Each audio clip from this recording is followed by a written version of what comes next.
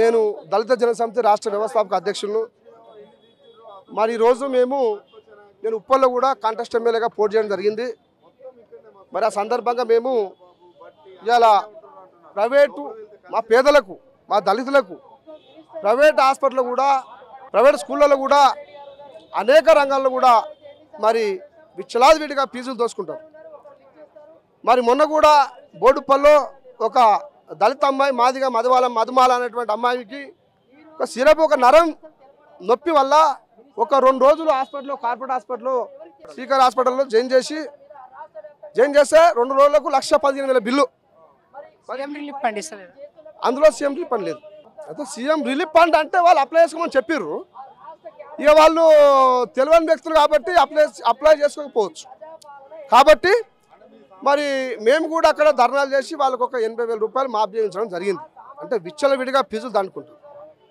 మరి విద్యారంగాల్లో కూడా విచ్చలవిడిగా ఫీజులు దండుకుంటారు అనేక రంగాల్లో.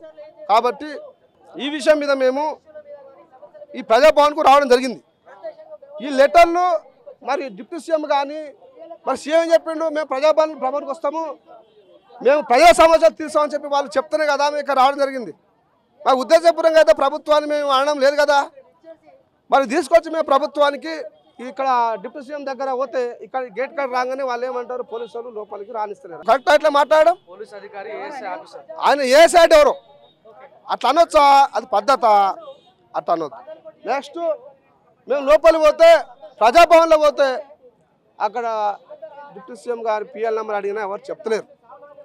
మళ్ళీ డిప్యూటీ సీఎం దగ్గర ఇంటికి పోతే ఆయన లోపల ఆయన ఇల్లు ఉంది కదా, ఆ ఇంట్లో పోతే ఇంటి పక్కన గేట్ కాడ పోతే పోలీసు వాళ్ళు అపార్ట్మెంట్ లేనిది మేము రానివ్వని చెప్పి వాళ్ళు అంటారు. మరి కాబట్టి మరి మేము ఈ సమస్యలు ఎవరు చెప్పాలి? మరి పాలకులు మంత్రులు మినిస్టర్లు వీళ్ళే కదా చెప్పాల్సింది. మరి వాళ్ళే చెప్పదు, మరి మేము ఎవరు చెప్పాలి మరి? కాబట్టి మరి ఈ సమస్యను వాళ్ళు వెంటనే పరిష్కరించాలి. ఇక్కడ చెప్పేది ఒకటి, వీళ్ళు చేసేది ఒకటి. మరి గత ప్రభుత్వం పోల్చుకుంటే గత ప్రభుత్వంలో ఏ పిఎలకు ఫోన్ చేసినా లేపేవాళ్ళే. మరి ఈ పిఎలకు ఫోన్ చేస్తే ఒక్కళ్ళు లేపుతలేరు. ఈ గవర్నమెంట్లో ఈ కాంగ్రెస్ పార్టీ గవర్నమెంట్లో మరి ఫోన్ చేసి ఎందుకు లేపారు? ఇప్పటివరకు చూసుకుంటే అంత బాగానే ఉంది, మంచిగా చేస్తున్నారు అని చెప్పేసి ఇప్పుడు 6 గ్యారెంటీలు అమలు చేస్తామని చెప్పేసి అందరు మంచిగా అంటారు కదా. మీరు ఈ విధంగా చెప్తున్నారు. అసలు జరుగుతాయి న్యాయం జరుగుతాయి. చెయ్యాలి అది చెయ్యాలి, అది మంచిదే. ప్రజలకు కావాల్సింది చెయ్యాలి, దాని మీద కాంట్లేం. మరి ఇప్పుడు ఈ సమస్య మేము ఎవరికి ఇవ్వాలి? నేను ఒక రాష్ట్ర అధ్యక్షుడు అండి, ఒక రాష్ట్రాన్ని దళిత జనసమితి. ఇక్కడ చూడండి సార్, ఇది హాస్పిటల్ సమస్య, వైద్యం కోసం, విద్యం కోసం ఇవన్నీ సమస్యలు ఉన్నాయి ఇందులో. మరి అక్కడ మేము ఇవ్వడానికి పోతే మరి మాకు అవకాశం మరి వాళ్ళు ఎందుకు ఇస్తలేరు? మీరు దళితుల ప్రభుత్వం, మేము దళితులకు బాగా చేస్తున్నాం అంటున్నాం. మరి విషయాన్ని ప్రభుత్వంలో మీరున్నారు కాబట్టి మీకు చెప్పొట్టే మరి మేము ఎవరు చెప్పాలి? ఈ ప్రభుత్వం దళితుల పక్షాన నిలబడుతుందని చెప్పేసి మీరు అనుకుంటున్నారా? దళితుల పక్షాన అనేది ఇప్పుడు నాకేం కనిపిస్తలేదు. ఇప్పుడు మేము లెటర్ పేరుతో సహా వచ్చినప్పుడు మాకు ఇక్కడ ఏం కనిపిస్తుంది?